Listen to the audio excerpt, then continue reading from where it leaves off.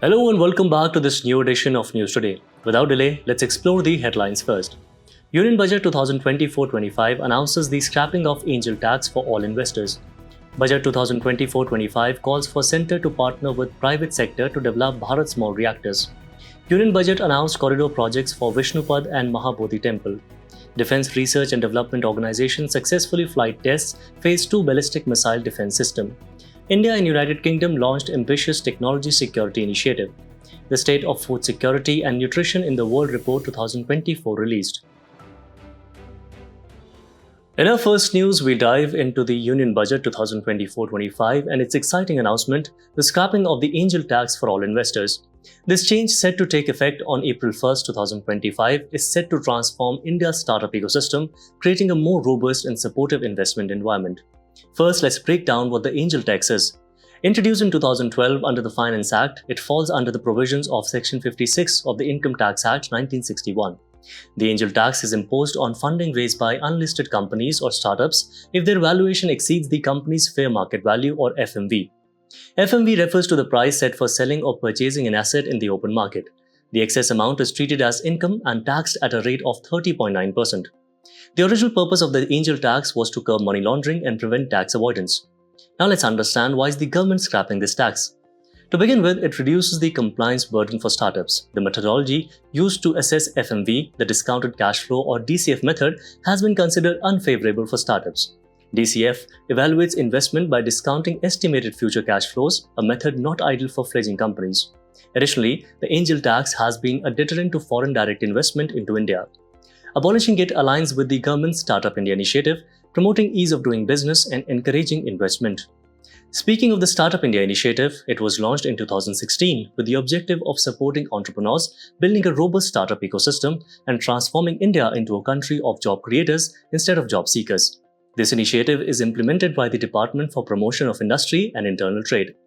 In conclusion, the scrapping of the angel tax is a significant move that promises to boost India's startup landscape. Ahead in the news, we delve into an exciting announcement from the Union Budget 2024-25. The Centre's plan to partner with the private sector to develop Bharat Small Reactors or BSRs. This marks a historic shift in India's nuclear policy as the Atomic Energy Act of 1962 previously did not permit private sector participation in nuclear energy generation. The development of BSRs aligned with global trends where small modular reactors or SMRs are gaining significant attention.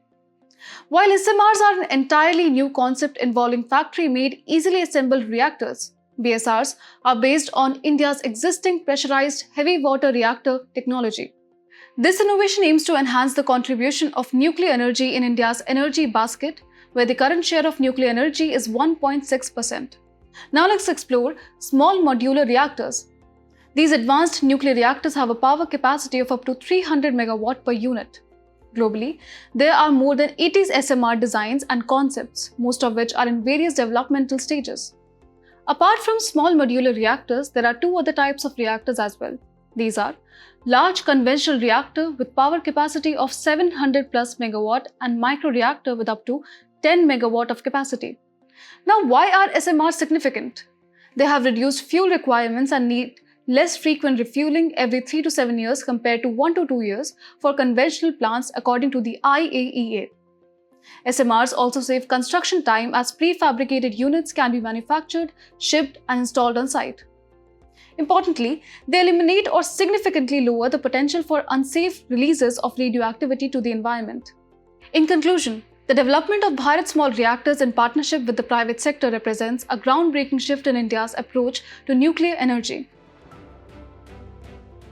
In our next news, let's dive into the recent Union Budget announcement, which promises to enhance India's cultural heritage through two exciting corridor projects for the Vishnupad and Mahabodhi temples. These projects are inspired by the successful Kashi Vishwanath temple corridor and aim to transform these sacred sites into world-class pilgrim and tourist destinations. First, let's explore the Vishnupad temple. Located on the banks of Falgu River in Gaya, Bihar, this temple is dedicated to Lord Vishnu. The old temple was renovated by the Queen of Indore, Devi Ahilyabai, in the 18th century. One of its remarkable features is a 40-centimeter long footprint believed to be that of Lord Vishnu, marking the spot where he defeated the demon Vyasur.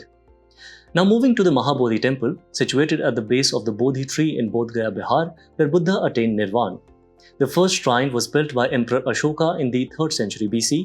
The Vedika or railing belongs to the post-modern period and many of the sculptures are from Pala period. The present temple is mostly a colonial period reconstruction. Its design is unique, being neither Nagar nor Dravid. It is narrow like Nagar temple but rises without curvings like a Dravid temple. Speaking of temple architectural style in India, we have Nagar style in the north and Dravid style in the south and Vesar style, which is a mix of both. Notably, the Mahabodhi temple is one of the earliest Buddhist temples built entirely in brick and is recognized as a UNESCO World Heritage Site. Delving deeper into Buddhist architecture, we find very significant structures. First is stupas. These are dome-shaped structures containing relics of the Buddha or other sacred objects, for example the Sanchi Stupa. Next is chaityas, which are Buddhist halls of worship like the Chaitya Hall at Karla, Maharashtra. And third is viharas. These are monastery buildings for monks such as the Nalanda University, which is a Mahavihara. In conclusion, these corridor projects for the Vishnupad and Mahabodhi temples will not only preserve and enhance India's rich cultural and religious heritage, but also attract pilgrims and tourists from around the world. In our next news, let us look at an update on a significant milestone achieved by the Defense Research and Development Organization. The DRDO has successfully flight tested the Phase 2 ballistic missile defense system, a crucial step towards enhancing India's defense capabilities. The BMD system aims to defend against ballistic missile attacks by launching interceptors designed to hit and destroy incoming missiles on impact. During the recent test, DRDO's Phase 2 AD Endo-atmospheric missile demonstrated the indigenous capability to defend against ballistic missiles of the 5,000 km class. The target missile was detected by the weapon system radars deployed on land and sea, which activated the air defense interceptor system. The flight test met all trial objectives, validating the complete network-centric warfare weapon system that includes long-range sensors, a low-latency communication system, a mission control center, and advanced interceptor missiles. India's BMD program aims to deploy a layered missile shield to protect the country from ballistic missile attacks. The program consists of 2 phases.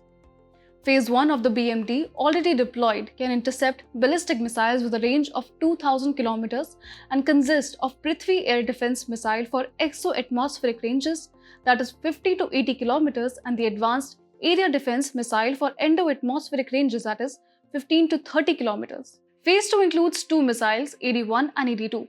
In November 2022, DRDO successfully tested a long-range interceptor missile, AD-1, and now with the successful flight test of the Phase 2 AD Endo-atmospheric missile, India's missile defense capabilities have taken a significant leap forward. In conclusion, the successful test underscores India's growing indigenous defense capabilities and its commitment to protecting the nation from external threats. In our next news, we are diving into an exciting collaboration between India and the United Kingdom, the Ambitious Technology Security Initiative or TSI. This initiative is set to enhance collaboration in critical and emerging technologies across key sectors, building on the India-UK Roadmap 2030. Now, what exactly does the Technology Security Initiative aim to achieve? Coordinated by the National Security Advisors of both countries, the initiative will focus on fostering meaningful technology value chain partnerships.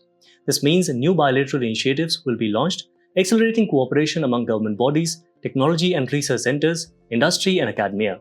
The focus areas will be telecoms, critical minerals, semiconductors, quantum technology, and more. But why is the UK relevant to India in this context? Let's explore. First is strategic convergence. Both nations share concerns about an assertive China in the Indo-Pacific region. This makes their collaboration even more crucial. Next up is defense cooperation. The UK could play a pivotal role in co-developing defense technology and ensuring India's maritime security.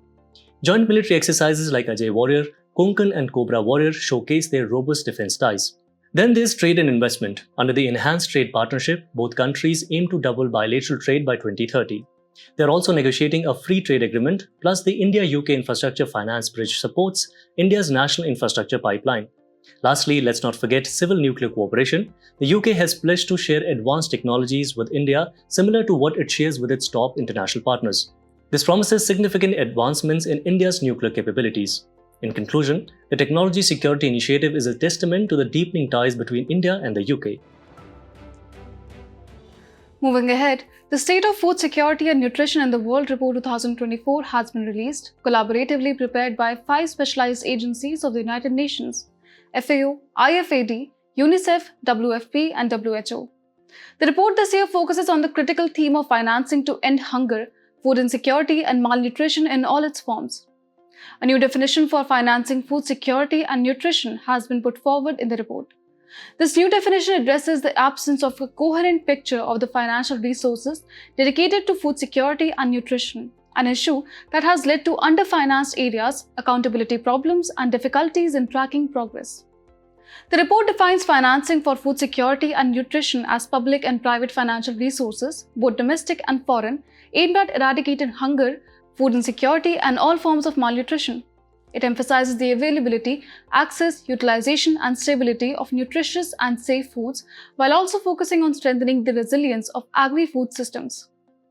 Current gaps in financing are highlighted, with public spending on agriculture per capita being very low and not growing steadily in low-income and lower-middle-income countries.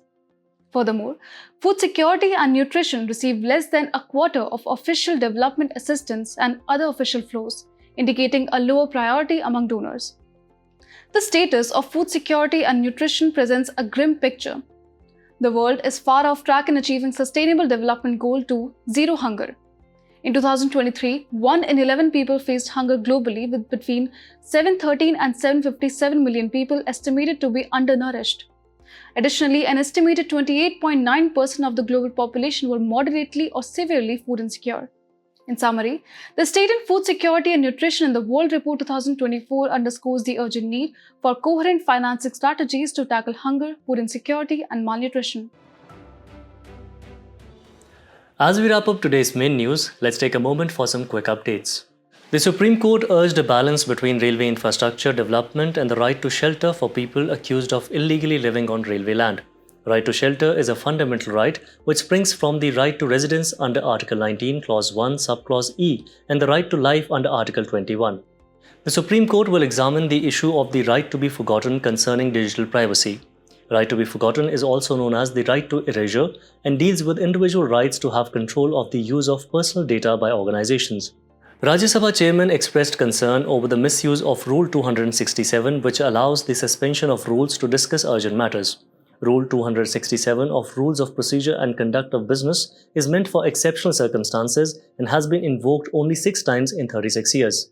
300 artificial reefs were deployed off the coast of Rameshwaram, Tamil Nadu. Artificial reefs are technology interventions used to rehabilitate or improve natural habitats, increase productivity, and manage aquatic resources, including habitat enhancement. A study found that rock varnish in Ladakh containing magnetofossils could help identify habitable environments in space.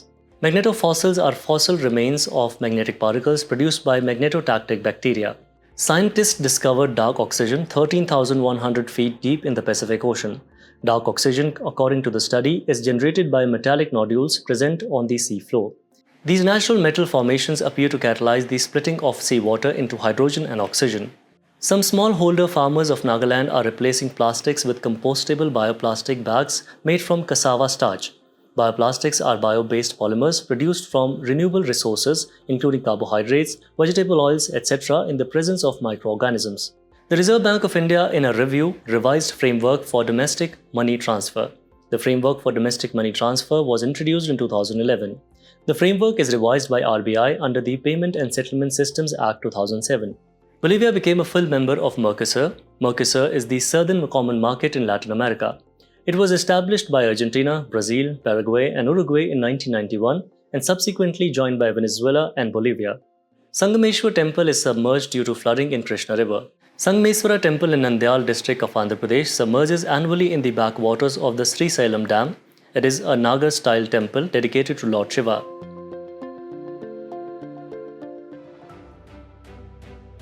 Before we conclude today's bulletin, let's test your knowledge in our segment Test Your Learning.